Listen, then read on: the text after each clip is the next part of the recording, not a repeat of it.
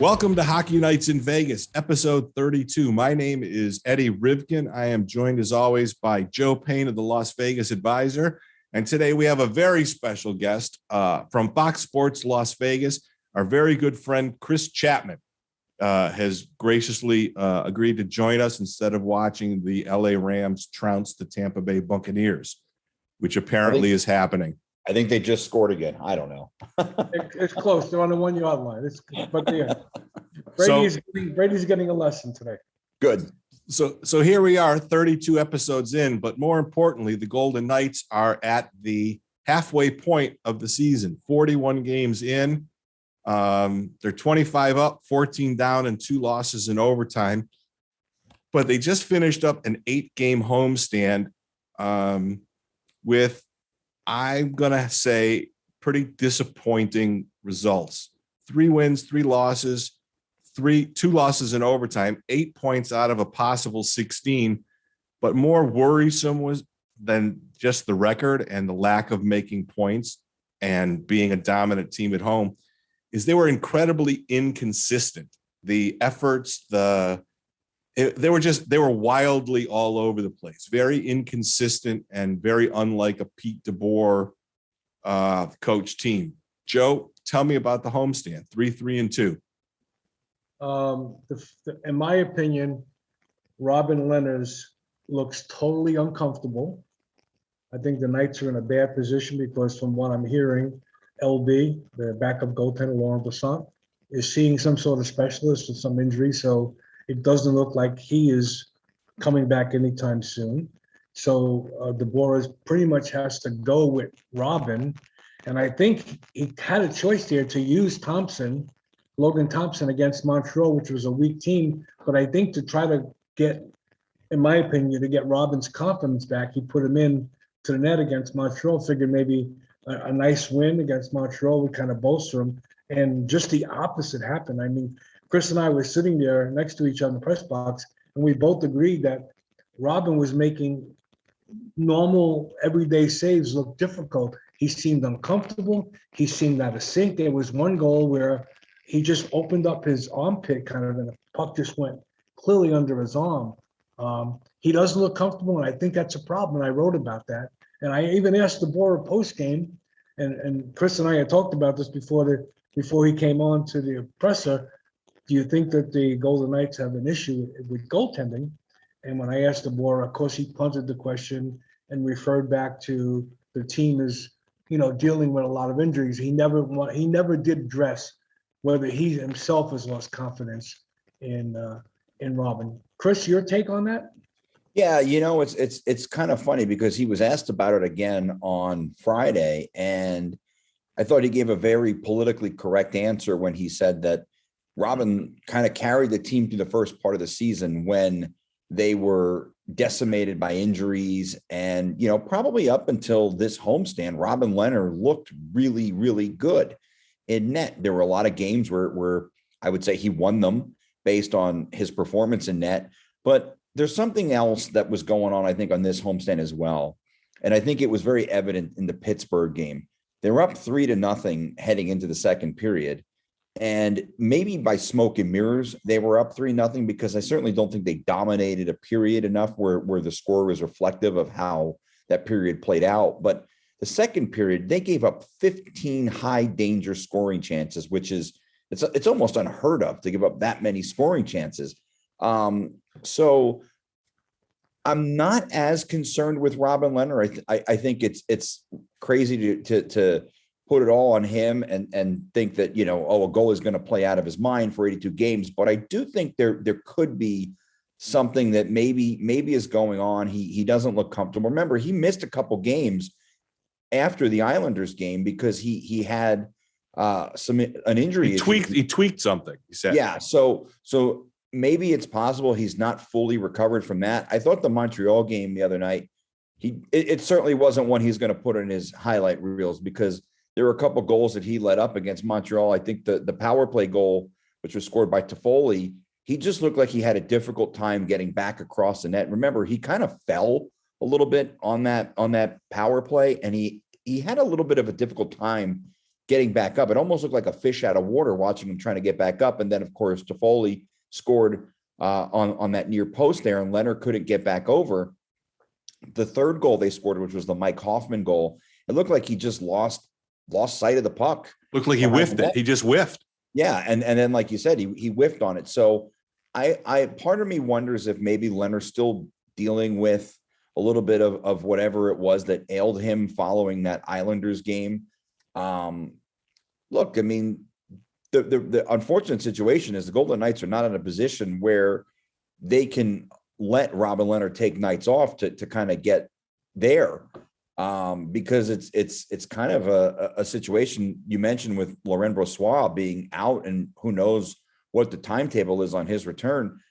I don't know if the team has confidence in Logan Thompson because he's so young, and his path to get to where he's at is kind of a strange path in general, through college, through the ECHL, now through the AHL. I mean, it's a great story, but is he a guy who, remember year one, there was Maxime Lagacé, who was kind of this unheard of guy who really nobody knew anything about, but he had a little bit of experience. Logan Thompson doesn't quite have a lot of experience. So I'm more concerned with the backup situation than I am with the starter, because I think Leonard will be fine, as we saw in the playoffs last year and the year before. He's a spectacular goalie when they really need him to be. But I do think he's probably working through some things, and I mean, we haven't gotten any indication as what it could be, though. Well, let me ask you this, and we'll jump just a little forward. Are we going to see Logan Thompson against either the Capitals or the Carolina Hurricanes on back-to-back nights? I think we will. I think we may see him in Carolina. Obviously, it's a tall ask to have a goalie go back-to-back in general. Sure. And I think this is a team where you kind of have to do that, because look, Washington is a high volume team. They're gonna really put a lot of shots on net. I mean, they've got an all-time great who will shoot. He's never met a shot he didn't like. Right. So maybe on the ice and off the ice, but or at the club. Yeah, or at the club. Yeah. So I don't think you're going to see Robin Leonard in back-to-back nights. And I think we'll probably see him 3 out of the 4 games, because I don't think you want to play Thompson against Florida or Tampa, but you may be in a situation where you're kind of forced to do that. So I guess we'll see how it plays out. But I do think getting away is probably a good thing for these guys. I think, look, we hear it. You, the three of us, we're around the game a lot. We hear it from the players. Sometimes when you're at home, you get very complacent. And when you're home for as long as this team was, I mean, it's funny, Montreal hasn't had a home game since December 16th. The Golden Knights haven't had a road game. There was that quick game in LA, like 2 days after Christmas. But outside of that, they've been home basically since the middle of December. So I think getting out on the road will be a good thing. We hear about the team bonding and all that stuff, but I think this is a team that probably desperately wanted to get out on the road. Hey, Chris, going back to the Logan Thompson situation, and I understand, and you and I and Eddie both heard DeBoer say maybe 10 or 15 games back that he hasn't been using his backup as much. He's been overworking Robin Leonard. You don't think that the Montreal game was the right spot to play Logan Thompson at this point, considering they're basically the worst team in the league? I think it probably was. But I think Thompson had just come off the COVID list as well. So maybe he wasn't capable of playing a full 60. And unfortunately, I guess fortunately and unfortunately, you and I talked about the other night at the game, Joe, where it seems like everybody at some point on the team is going to have it. And, the good news is it seems like it's burned through a lot of the, last I read was last week, it was like 73% of the players in the league had at some point tested positive. And now they're going to stop testing unvaccinated players after the All-Star break. So hopefully that situation is behind us and behind the teams. But I do wonder if Logan Thompson was capable of playing in that game, because I think if he was, I think it would have been a great place to start him, give Leonard a break, get him ready. But then you run into the situation of where you don't play him again until Monday night, but maybe he needed that. Certainly with the All-Star break coming up, it's going to be a good opportunity for them to rest. But now, of course, no pause. Remember, Robin Leonard wasn't going to go. he declined the opportunity to play for Sweden in the Olympics because I think he wanted the break mentally and probably physically as well. Now you're not going to have that long pause. Golden Knights now have 4 games that they have to make up. Unfortunately, unlike some other teams, it's only 4 games. They don't have double-digit games like the Islanders or the Senators. But yeah, I agree with you, Joe. I think if Logan Thompson had been able to play on Thursday night, and who knows if he was or he wasn't, that would have been a really good opportunity to get him in. And I believe it would have been his first NHL start. Yeah, and then but the alternative now is playing him on the back-to-back in Carolina, and Carolina is probably one of the top 4 teams in the East right now, and that's pretty much a snake pit to put Logan Thompson in also.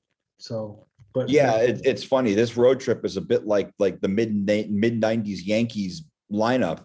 You know, Right. Yeah.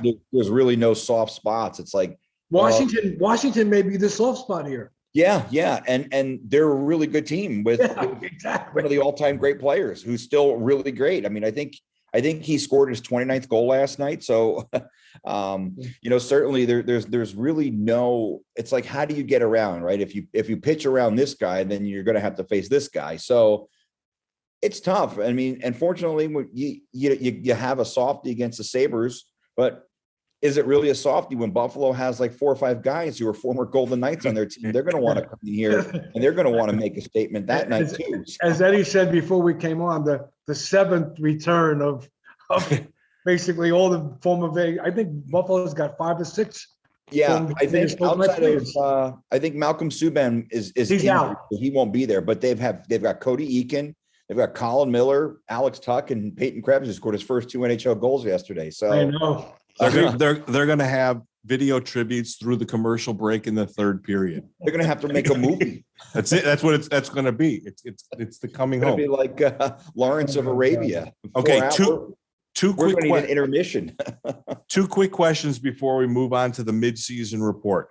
Grade the homestand A to E, and what is a good outcome for the 4-game road trip? Chris? Well, the homestand overall, I'll grade a C+. I think they started it good. They got the win over Anaheim. I think that was the first game of the homestand. That was New Year's Day. They didn't play terrible against Winnipeg. They got the overtime point there. So you're thinking, all right, it's going to be okay. And then it turned out to not be okay because they lost that game to the Maple Leafs, where I thought they probably should have won that game. The Pittsburgh game is in there where you get that 3-0 lead and you watch it evaporate. They finished it with a win, which I think was important. But you mentioned when we first came on, the inconsistency. And I think that was a major issue for me. They had a really hard time, even period to period, playing with any type of consistency. And I don't know if it's the injuries, if maybe they were just tired of being home. I can't put my finger on what it was. But one of the things I seem to notice, especially in the Montreal game, they had 53 shots in that game.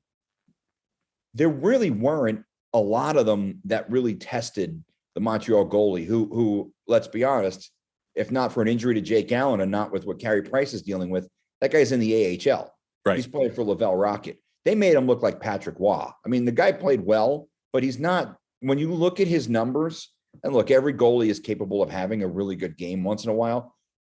It shouldn't have come against this team.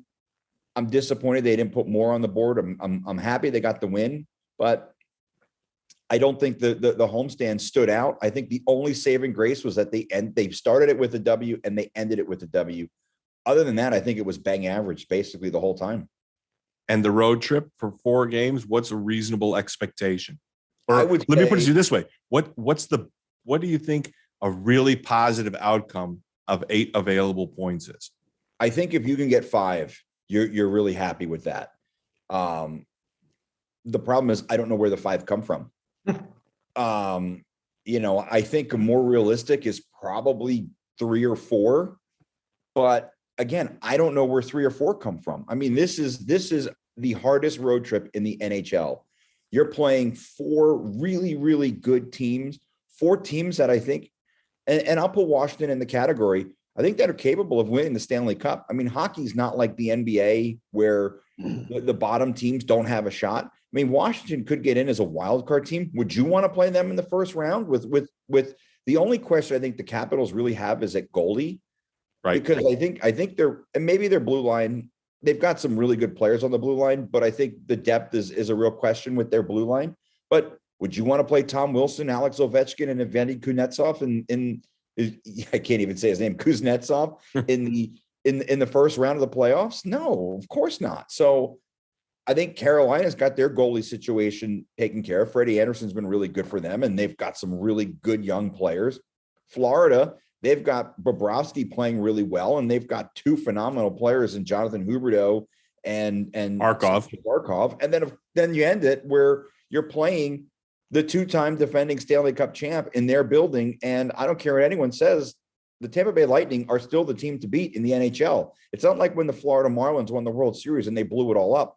This is a team. Yeah, they lost some pieces in the draft and through free agency. They're still really, really good. I mean, as long as you've got Andrei Vasilevsky and Nikita Kucherov and Steve Stamkos, you're going to be a threat to win the Stanley Cup. I mean, we didn't even mention Victor Hedman, who might be the best defenseman in the entire league. So I think realistic is maybe 3 or 4. I think they're thrilled if they get 5. If they get anything more than that, they're whistling, you know, they're not flying home. They're running home because they're that excited. Yeah, I think they actually scored 7 last night too. Yeah. I think they scored.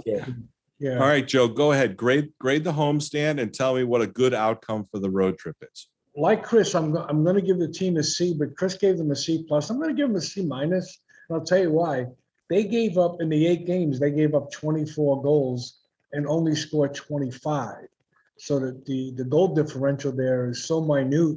It's 1 goal between 8 games. You're not going to win a lot of games when you're only scoring 1 more than you're giving up. And again, we're going back to, is Robin Leonard comfortable? I don't think he is. Is there an injury that he's playing through? That's possible. And because of, like Chris pointed out, because of Logan Thompson's possible COVID layover, so to speak, he wasn't able to go.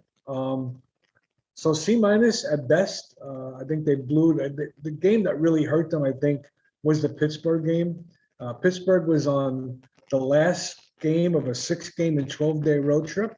And I believe it was Ryan Wallace who said in the pregame show, this was a game that Vegas couldn't wait to play, and the game that Pittsburgh couldn't wait to get over with. They wanted to get the game over, get on a plane and go home, and just the opposite happened. I mean, this game was basically over after the first period, and then all of a sudden, it wasn't. It wasn't. So that was disappointing. And now we're going on the road trip. We're looking at 4 games within 6 nights, 2 of them on back-to-back nights. This is going to be a crucial point for this team right now. I mean, miraculously, how they're still in first place in the Pacific Division. We've seen Edmonton. The other night I talked to Chris. Edmonton gone from first place all the way down to 7. They're back up to 6 because they kind of leapfrogged over Vancouver. But the Pacific Division is so, and I'm going to call it weak, that Vegas, even with all their issues, is sitting on top of it by 5 points with 50 points. So it is the weakest division in the league. And now you're going back to playing 4, in my opinion, 4 of the top teams in the East. If they get 3 points, I think they're going to be lucky. And I'm not sure, like Chris said, I'm not sure who they beat. Do they beat Washington? Possibly. Do they maybe squeak out a tie against Tampa Bay, who they happen to play well against? But Carolina and Florida, they're like 2 juggernauts right now, and I don't see Vegas coming out with maybe possibly no points in those 2 games. So I'm thinking, I hate to say it, but they may only come back from this road trip with just 3 points. I'm going to say C minus, D plus. I think you guys skipped over some of the more troubling parts. Then they completely laid an egg against Nashville, and they literally they couldn't have been more inviting and welcoming to a former Golden Knight as it were against Chicago. I mean, they stunk. I mean, they literally they said, "Hey, Mark, we did you wrong, but we'll give you a beautiful celebration. We won't go through the high danger areas. We'll give you a very comfortable, welcome back to Vegas trip. And it was shitty. I mean, they didn't even press them. I mean, it was like they were looking around at their former star saying, how are we going to beat this guy? And they gave no effort whatsoever. And those two stink. You just have to say stinkers were the most disappointing on a trip that was 8 points that could have easily been 10, 11, 12, something like that. I agree with you, Joe. I can see 1, 2, and 1 on this. They play Tampa real tough. So maybe that game goes to OT. And if they get one of the first two, that gives them 3 points. I think if they get out at 4, I think they go, you know what? Let's just go back and deal with Buffalo and be very happy. I think 4 or above, like you said, Chris, they're running back to Vegas because this is the gauntlet trip for them. It's a gauntlet trip for any team that gets 4 games in 6 nights against those, especially if you include travel. But the Golden Knights have been back east for a while, so that won't be that big a thing. Okay. I want to make one point, and I want to run this by Chris since Eddie brought the Chicago game up. I believe, and I don't know how you believe this, I believe there was a divided locker room when the Fleury, Robin Leonard situation was happening. There were players that were loyal to Fleury for what he did in year 1, and so there was a dividing line there. Do you think in a regular season game, I don't want to call it meaningless, that the Vegas Golden Knights players unspokenly kind of sent Fleury a Christmas gift? It sure looked like it. Yeah, they played like it. I don't know if they did or they didn't, but what I do think is that I think maybe they got caught up in the emotions of that night, because if you think about it, they took the 1-0 lead early in the first, 6 minutes in that they scored that first goal. And then it was like they put it on cruise control, except they skipped cruise and went to reverse because, like you said, they didn't really, what you said, Eddie, they didn't really push him at all that night. No. Outside of the big stop that he made on Dodonov in the third period, the fish out of water save, there was really nothing memorable that Marc-Andre Fleury did that night to really make you say, oh man, he stole that game. Like, I think if you came in to that game and he stole it from you and he just played out of his mind and he had like 40 saves and they were all, he had like 4 or 5 highlight reel saves. You're saying, all right, Marc-Andre Fleury just came in. He wanted to make a statement and he stole 2 points for Chicago. It wasn't like that. You're right. It was, they came out, they took the early 1-0 lead. And then it was like they stopped playing. And it was the guys who scored for Chicago. It was Jujhar Khaira and Riley Stillman. You didn't even get beat by Jonathan Toews. You didn't get beat by Brinkett. Yeah, Kirby Doc. It wasn't any of those guys. It was 2 just average players. It was guys where you look at their roster, like these guys probably wouldn't even be on the Golden Knights roster. Maybe Jujhar Khaira. Riley Stillman probably doesn't make the Golden Knights roster. So no. It wasn't that you lost that game. It was that you played so bad in that game that outside of one signature save, Marc-Andre Fleury was really a non-factor outside of the pregame video that they had for him.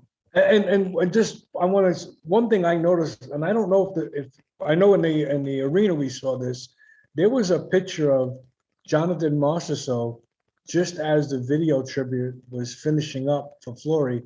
He looked like he was emotionally, he had just finished crying. So you can tell where his heart was. And I think that transcended down to the rest of the team, the original Misfits, the guys who played, who went through the Stanley Cup war, final war with Fleury. I think their heart was in it. And they wanted to kind of give Fleury hey, we love you, and here's our gift to you. Here's 2 points.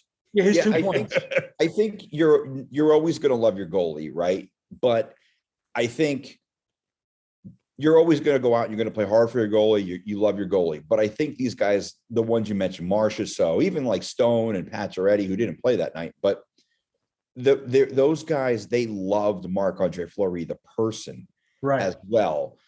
We're not in the locker room, so we don't get to see it anymore. I don't know the type of relationship the players have with Robin Leonard. I would imagine it's a really good one because they all speak highly of him and say really, great things about him.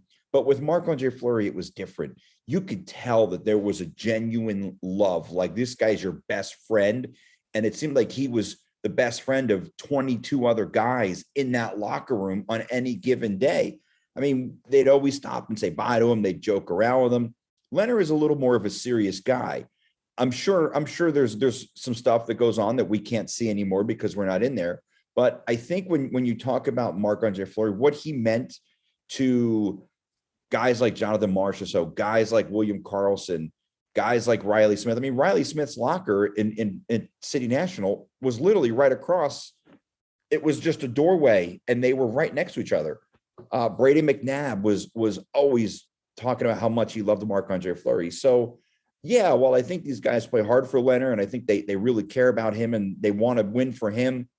It's a different type of relationship and love that they had with Marc-Andre Fleury. And yeah, I mean, I could easily see that maybe they did get caught up in the emotions of that night. And, I mean, look, the sport is emotional. That night was emotional. The team stunk, and there's really no other way around it. And there is a lot of support for Robin. I don't know if you noticed this, but after the Montreal game, a number of players, rather than go to Shea Theodore, went down the other end of the ice and kind of mobbed Robin Leonard, because I think everyone in the building, including the 18 skaters, knew he had a bad night, and they were kind of wanted to lift him up and say, hey, we got this, So I think there's never going to be the love for Robin as there was for Fleury on this team. But I think he has the support of the team, and I think you saw that when half the bench went down the other end of the ice. It's sort of like, yeah, hey, and gotcha, I don't think that's just a Leonard thing. I think it wouldn't matter. It wouldn't be the same if it was Mike Smith or Mackenzie Blackwood or any other goalie in the net. Marc-Andre Fleury was just such a unique human being and unique personality that I don't think any player or any goalie could really live up to not live up, but have that type of love affair with the team in a city the way he did. And, it's not a knock on Robin Leonard. It's not a knock on Logan Thompson or whoever else may follow and play in net for the Golden Knights in the future.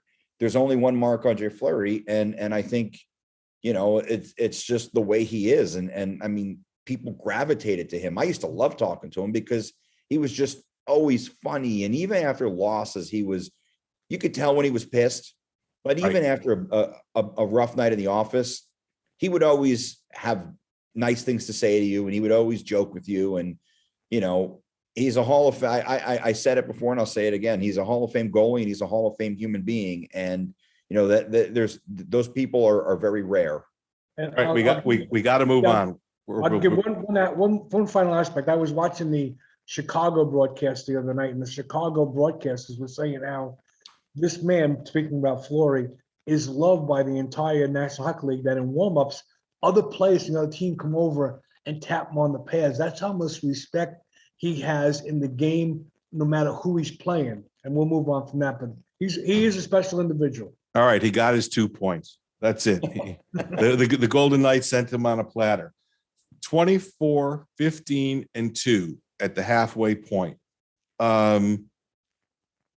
Considering everything that they've gone through, and I personally, and I'm sure you guys too, I'm getting tired of them harping on the injuries in the lineup. And Pete DeBoer actually got a little prickly about it with a colleague of ours. Listen, it's the game. It is what it is. They are in first place.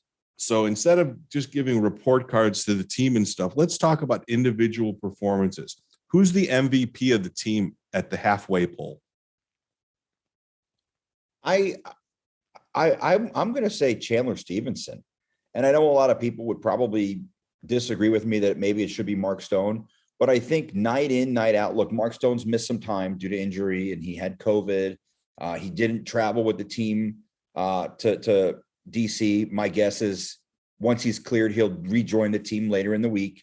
But Chandler Stevenson, to me, has been the model of consistency night in, night out. Of course, we had that night where he had the 4 points, and none of us knew, right? We knew he missed the game before due to a personal issue. None of us knew that his grandmother had passed away. And, you know, that was when we were still able to go down and into the media room. And I think I was the one that actually asked him the question about, has he kind of proven himself as being a first line guy? And he got very emotional. And that's when he opened up and told us that his grandmother had passed away, and he followed it. He followed that up with a 4-point night. But I think it's the goals that he scored. He scored some timely goals. He always seems to be there for a big assist on a big goal.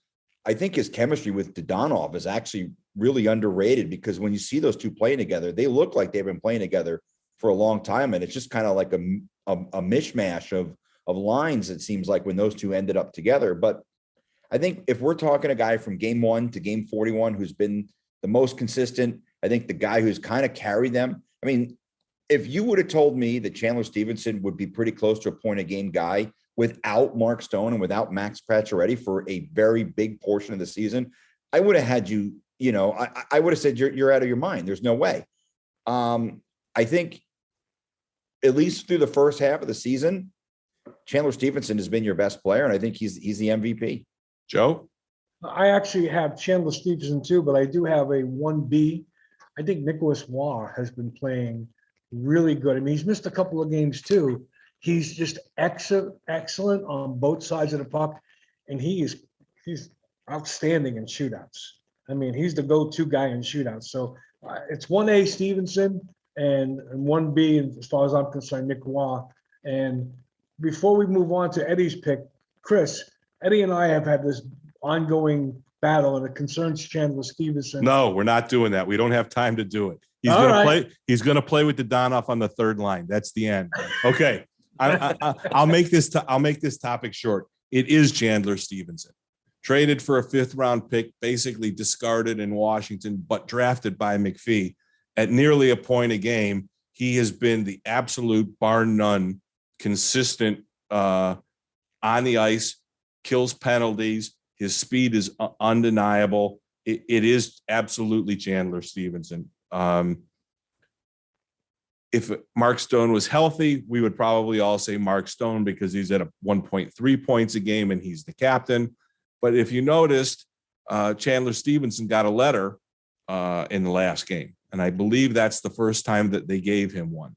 Just as a side note, who's the biggest surprise on the Golden Knights roster? You can pick current players who have showed up for a cup of coffee. Who surprised you so far? Joe, go first. Oh, Joe, do you want to lead this time? No, you can let Chris go. He's a guest. All right. So the first name that kind of popped into my mind, especially when you mentioned guys who've come up and have filled in, I'm going to say Jake Lecisian. You know, he was a guy who I watched in camp and I looked at and said, you know, he's a guy who probably won't be an NHL player. He's probably a career AHL player. Well, I guess it's shown that I'm not an NHL scout, because Jake Lecisian is a guy who came up, he was put in a difficult position, and he's been asked to really, when he's been with the team, to kind of fill an important role. He's very good defensively. He added a couple goals, and I know he's only played 12, 15 games, but when he's been called up and he's been in the lineup, he's done really, really well. Now I'll go with another guy who's actually on the roster and seems to be in there every night, but I'm going to go with Michael Amadio. Now, he was a guy who they picked up off waivers, but I think he's filled in really, really well. I mean, he's a guy who's playing every night, and he again, a guy who's down in the lineup. And these are the kinds of guys you need if you're going to win the Stanley Cup. You need guys like Amadio. You need guys like Brett Howden. But I think he's been really, really good. I would say Nick Waugh as well, but I think I saw some of that with Nick Waugh last year. So especially in the playoffs when he scored that winning goal against Montreal. But for me, current player on the roster, it's Michael Amadio. He's been a real pleasant surprise, and it's good to see that this team is able to find diamonds in the rough and put them out there, and they're contributors to this team. Joe? This is going to seem like a strange pick only because he's been consistent, but he seems to be playing this particular year at a different level, and that's Jonathan Marchessault. I think he's scoring key goals at key times, and the team seems to go, as Marchessault goes, so does the team goes. And when he gets when he gets a little, should I say, pissed off, the team responds to his, and he's funny like that. I mean, he plays heart and soul, and that's why it was surprising to see him being not emotionally involved in the game, in the Fleury game. But I think Marchessault is playing. He's close to a career high in goals too right now. I think I like the way Marchessault's been playing. I'm gonna go with Nick Waugh. I agree with what Chris said, where we saw a little bit of it, but just the maturation of his entire 200-foot game. They've said they didn't really know what offensive upside they were going to have with him, but he got a cup of coffee on the first line, and he has really, his game to me, because he's been given more opportunities, both up and down the lineup and in different situations. His game to me has evolved faster, I think, and is much more complete than I expected from him. He, to me, has made himself absolutely invaluable on the roster. He, much like last season, we talked about Tomáš Nosek, how valuable he was. He was a Swiss Army knife guy everywhere. He could PK. He could do anything that you needed to do. Nick Waugh is that plus because he really does have an offensive upside right now. And the thought of him being 4C potentially when this whole thing starts to shake itself out, he's going to make a Michael Amadio a lot better at 4C. And he's going to make the kids better that are going to play fourth line minutes when the team assembles the way I think we all suspect that it's probably going to be. Who's the biggest disappointment this year, Chris? I think there's two guys for me, and they're similar players, but they both seem to have all the tools. They've got a ton of speed. They always put themselves in good positions to score goals. The problem is they just don't. And that's William Carrier and Keegan Kolesar. These are two guys who night in, night out, I'm asking myself, how do they not score that goal? How do they not put it in the net? And look, I understand they're bottom six guys, but at some point it's either going to come together or it's not. And I don't know what we really expected from Kolesar. I mean, look, the reality is he was kind of he was a guy who they kept around, right? They took to the bubble. So I don't know if you could say what he's given them is disappointing. I guess it's more disappointing to see night in, night out that this guy has all the tools to be a really good goal scorer in the NHL outside of putting the puck in the net. I'd say that's disappointing. Maybe not necessarily his role, but with Carrier, he was a guy that they re-signed to an extension. And I understand he missed a little bit of time early in the season. He was hurt, but I just want to see a little more consistency from him putting the puck in the net. I don't think he's scored too many goals. What is he? Maybe got one or two goals this year. So he's a guy, again, he's a lot like Kolesar. He puts himself in really good position. He can fly up the ice for a guy who probably you would look at him and not suspect to be a really fast skater. He's constantly putting himself in position. He's a tough guy. He's hard-nosed, but he puts himself in good spots to score, and he just doesn't. And I think the two of them combined, this team would be a lot better off if Keegan Kolesar and William Carrier can find ways to put the puck in the net. Joe? I think, well, hands down, it's Keegan Kolesar. And the only thing I disagree with Chris here is that William Carrier brings a totally different element to the game than Keegan Kolesar does. Carrier is tenacious on the forecheck. He makes defensemen turn around. Okay, they're really hesitant to go to retrieve the puck facing the glass when they know Carrier is on the ice. We don't get that from Kolesar. Kolesar, he's a tough guy. Don't get me wrong, but he picks his spots where Carrier plays the same kind of game in and game out. Does he lack a scoring touch? Yeah, but compared to Keegan Kolesar, he's got a decent scoring touch. Keegan Kolesar seems like he can never, no matter what happens, the puck is just not going in the net. Chris and I look at each other and laugh in the press box like, how did he miss that? How did that not go in?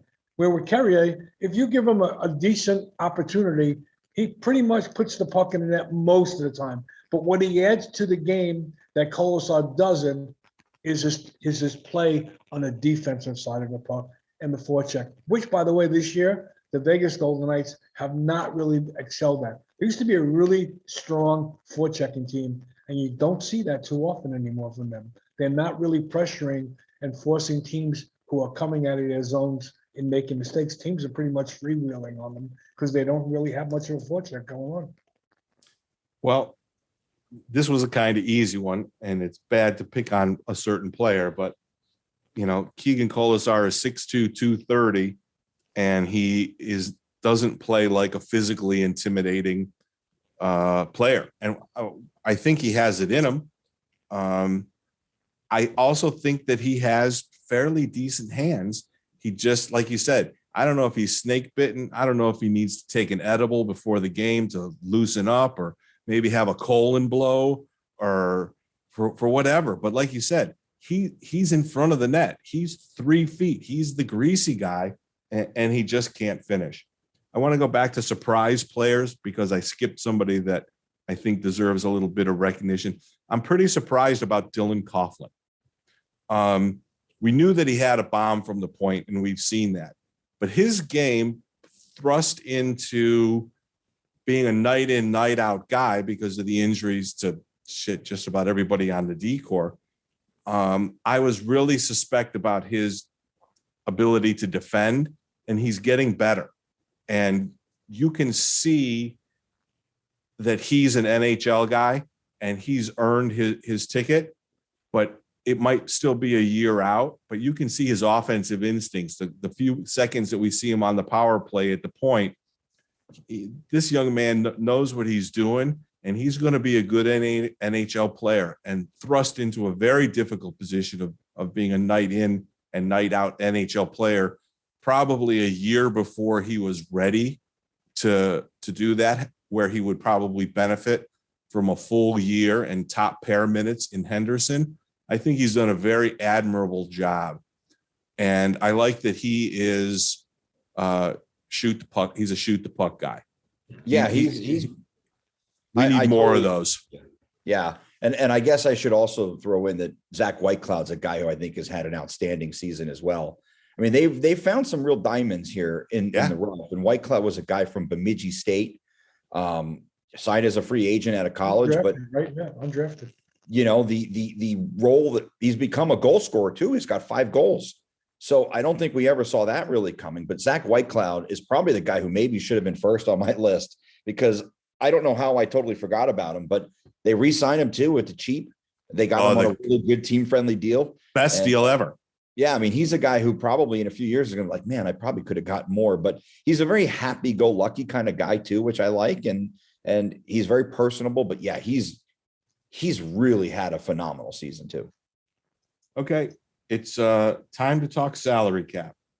The Golden Knights, as we discussed earlier, are out on a 4-game, 6-night road trip through Washington, Carolina, and the 2 Florida teams. But the news isn't the road trip. The news is Alec Martinez is on the trip. Max Pacioretty is on the trip skating much earlier than we had expected. And Jack Eichel is on the trip. Now, before everybody gets their panties in a twist, Jack Eichel is nowhere near playing a game for the Golden Knights. But we have to start to address seriously now the elephant in the room, which is their $10-some million over the salary cap. And now all of the bodies involved in what the Golden Knights are going to have to do are in the same room. So we'll just say that he is, let's pick an easy number. We'll say he's 6 weeks away. We'll say that his start day is somewhere in the middle of March. Okay. A little bit before the trade deadline, or maybe the trade deadline, which I think is the 21st. Chris, what do you think the moves are going to be? How are they going to pull this off? Well, I think the obvious would be to look at the 2 guys on expiring contracts who aren't restricted free agents. And that would be Riley Smith and Brady Mcnabb. Now, I would be devastated if they traded away Brady McNabb. I mean, he's one of my favorite players on the team. I love watching him play. I don't think they move him. I just think he brings too much on the defensive end, especially on their penalty kill, for them to even consider moving him. That leaves Riley Smith. I don't know if Riley Smith, I don't think there's anything he could do to probably be the guy who we're all going to look at. A name that kind of maybe jumps out at me would be Dodonov, because again, high salary guy. The production they are anticipating getting from Eichel would be big. But I think with Riley Smith, he's a guy who adds a lot to a cup contender because he's a really skilled two-way player. He's a very intelligent player. He's a leader off the ice and on the ice, as evidenced by the fact that he's had the A on his sweater for basically since day one. I'd hate to see the team trade him because I think he's really good, but I think expiring contract, he's probably not going to be able to be re-signed. I'm probably, taking the low-hanging fruit by saying that I think that's the obvious one. I don't know what that does with the misfit line as far as chemistry, but what it does do is it means you could break up Carlson and Marchessault as well, because if you really wanted to get down to brass tacks, I don't think the idea of Carlson being on the third line with Matthias Janmark and another really good defensive forward is that out of the question. And then you maybe have Stevenson play with Marchessault and move someone up to the second line who's going to score a lot of goals for you, hopefully. But I think if you have that concept of being able to move Carlson to the third line, you just put that team out there or that line out there against your opponent's best offensive line and say, look, I don't care if you score goals, just shut them down. I think it's Smith. It's just the easiest, and it's probably the easy way out for me. But I think when you just look at everything as it is, I just think that's the obvious choice. Now, it'd be great if they can make it to postseason without having to make any moves and pull the Tampa Bay Lightning. I don't think that's going to happen. Joe? This brings up an interesting point about moving Carlson down. And what that does, it opens up a slot for Eichel either on the first or second line also, and not have to worry about where do you take Stevenson away from Pacioretty and Stone. I believe Riley Smith is all but gone, and they're going to lose him to nothing if they do nothing. So maybe they don't need any contracts coming back. They need draft picks coming back for Riley Smith. The guy who I think holds the most value and I think is somewhat expendable because the Vegas Golden Knight defensive core has really matured. They got a couple of young kids that are really playing well, is White Cloud, Coughlin, Nick Waugh. I'm not Nick Waugh. Nick Hague. I think Shea Theodore brings you back a lot of value if you move him. And he is good offensively, but he has some downfalls on the defensive side of the puck. And Vegas is really, as far as I think, has really shored up their defense. So I think you can see either Riley Smith and or Shea Theodore being moved at the trade deadline. And that their two salaries alone allow Eichel to come in and you don't have to make any other adjustments. I think that if Dodonov would have produced and have 10 or 15 goals and not had a second year at $5 million, he's the easiest of the easy picks. I agree 100% that there's no way that Riley Smith is going to take a haircut to re-sign. He's only 30, I think, 29 or 30. So he still has a good contract, a 3 or 4 year, 5 plus 6 month, $5-6 million deal coming. So we're not getting the friends and family discount to keep him. And it's unfortunate because he's been a loyal soldier since day one. He's done everything that they've asked him to.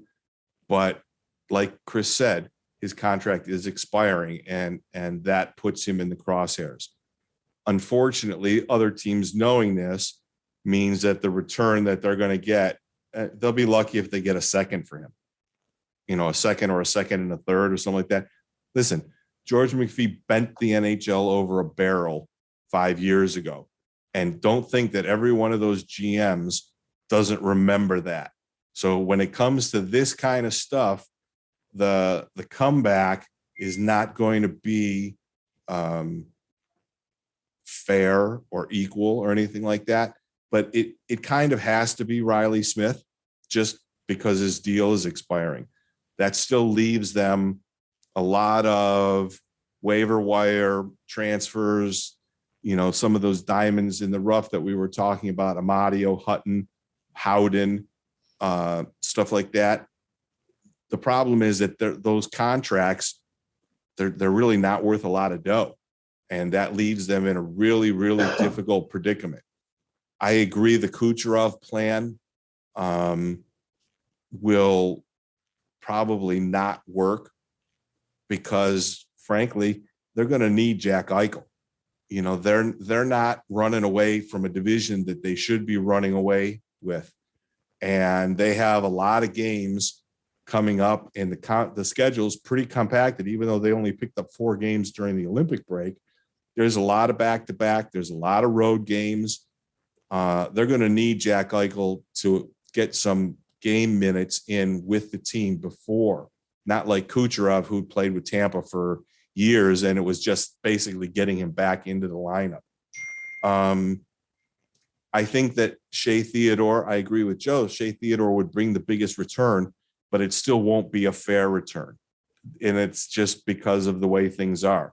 Is he worth a first and a third, something like that for a young kid on a very team-friendly deal with an offensive upside like Shea Theodore has? Absolutely. Our team's going to do that to help the Golden Knights? No, they're really not. So I'll go with Riley Smith, unfortunately, and then the rest of the pieces will come through the bottom 6, and it'll be a piecemeal sort of situation. I think that, and this will be a horribly unpopular thing, I think William Karlsson, he's just on a slide.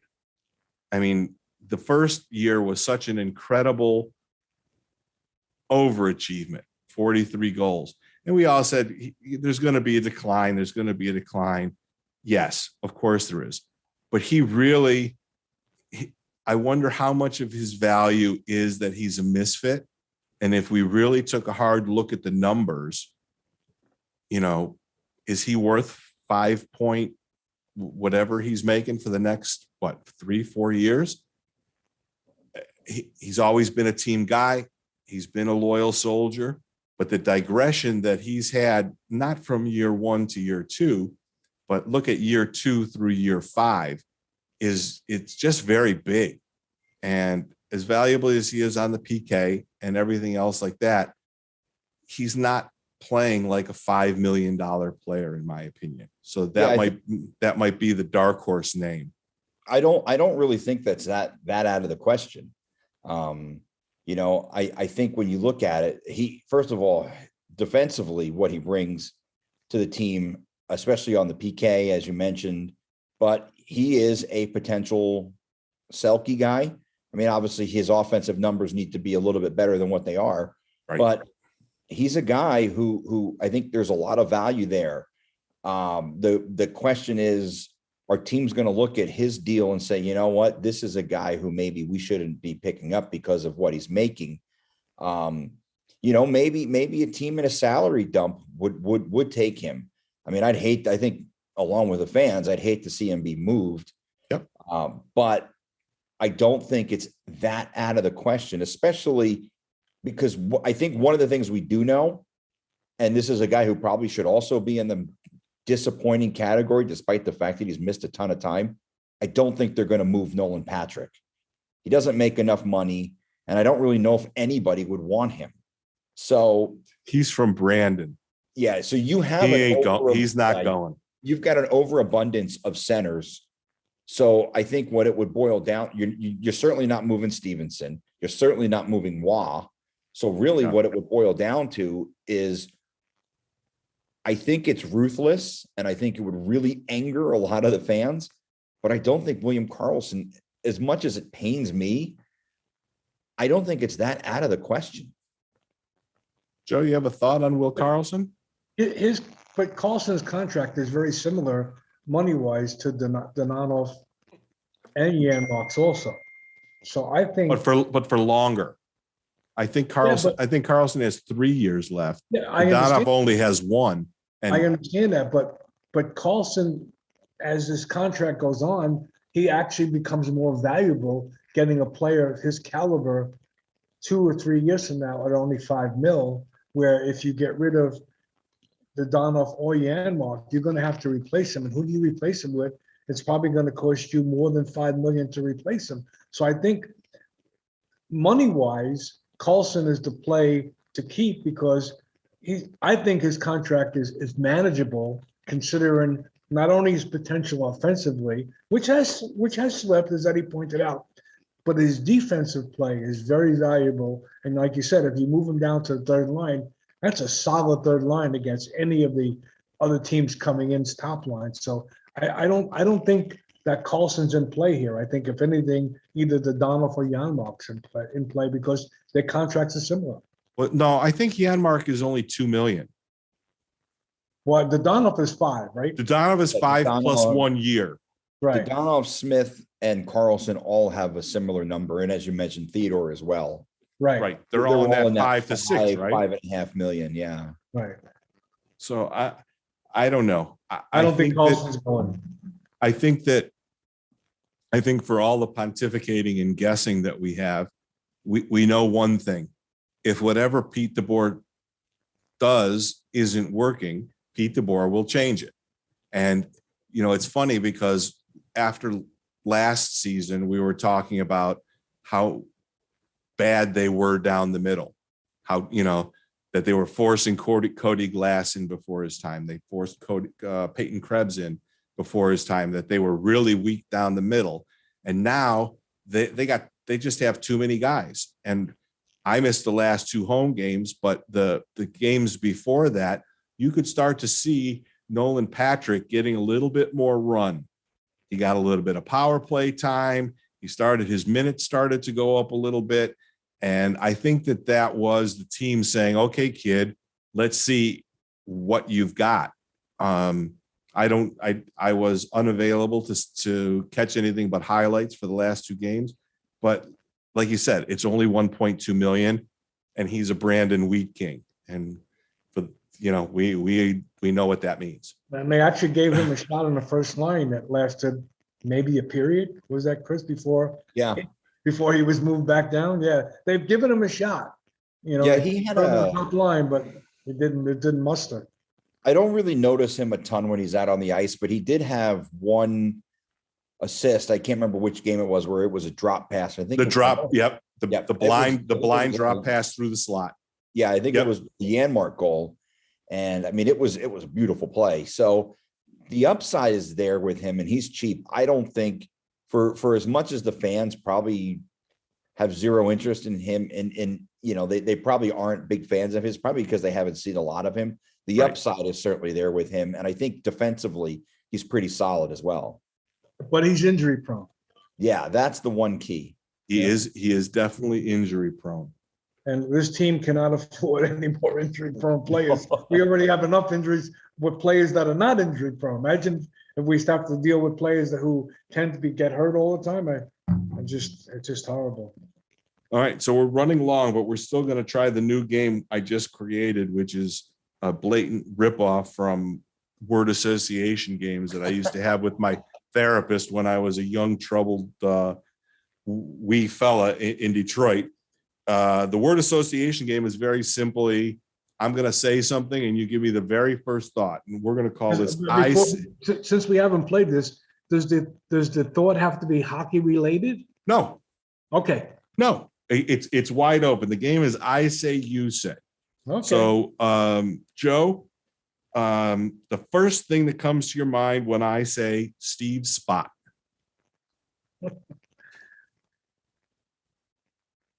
Terrible power play.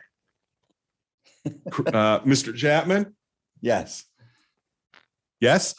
Oh, for me? Oh, Yeah, Steve yes. Spot. Steve Spot. I'm going to say special teams.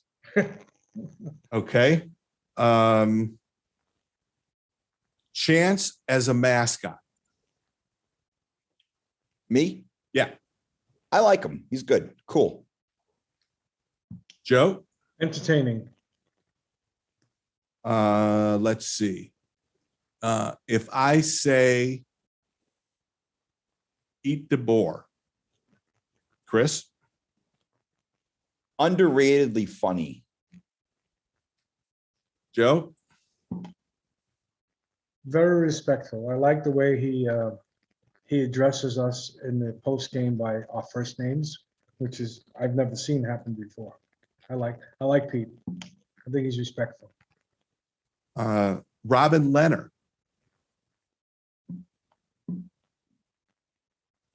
I'll go first. Complex.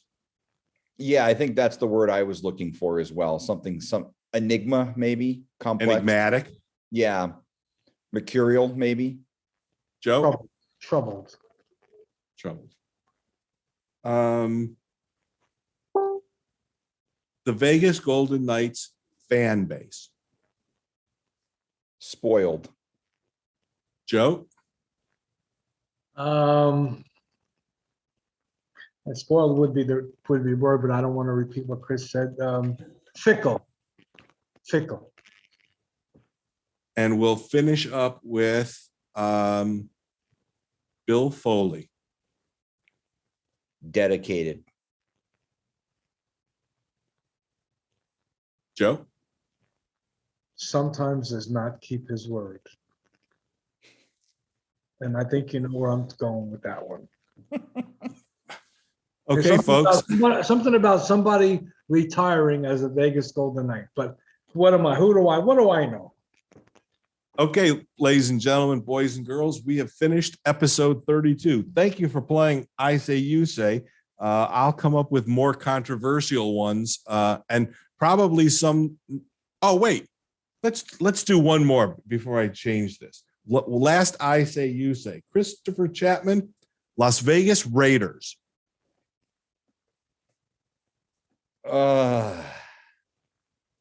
Entertaining on and off the field.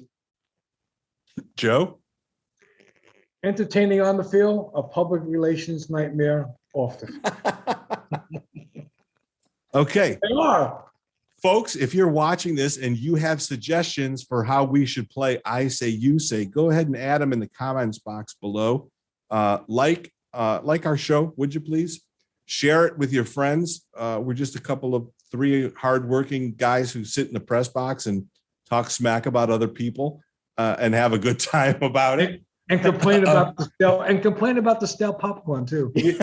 Yes, I mean, since it's getting worse and worse. That's catching up with Chapman, so to speak, and I think from his show, catching up with Chapman and his popcorn. Yeah, it's getting like we started with big brown bags. No more. And then we went to the small brown bags. Then we lost our popcorn machine, so they bring in the bags that are made like 4 hours before the game. You're being nice. 4 days. Maybe 4 days. I have a little plastic cup. I can't even get a whole scoop in. All right, folks, we ran long, but I think we did a very good, solid job for you and gave you a lot of Vegas Golden Knights wisdom. If you'd be so kind, the like and share buttons are flashing up during the podcast. If you have any comments, we would love to hear them. Joe and I and Chris are all on Facebook. We're easy to find. We don't mind a little abuse, but just be prepared to get some back if you abuse first, because all three of us are not shy about what we have to say. We're going to get on a regular routine and do this thing twice a week. We'll make the announcement of what day of the week it is coming soon. Thank you all for visiting. Chris, thanks a lot for taking some time this afternoon. Well, I always love having you, and it's always a blast when we get to sit together and hurl insults at other people. Yeah, talk about liquor. And we got Chris on a football Sunday, so pretty special. We did indeed. Thanks again, Chris. Joe, Thank you. Appreciate it as always. This will end up online soon. And thanks everybody for watching. Take care.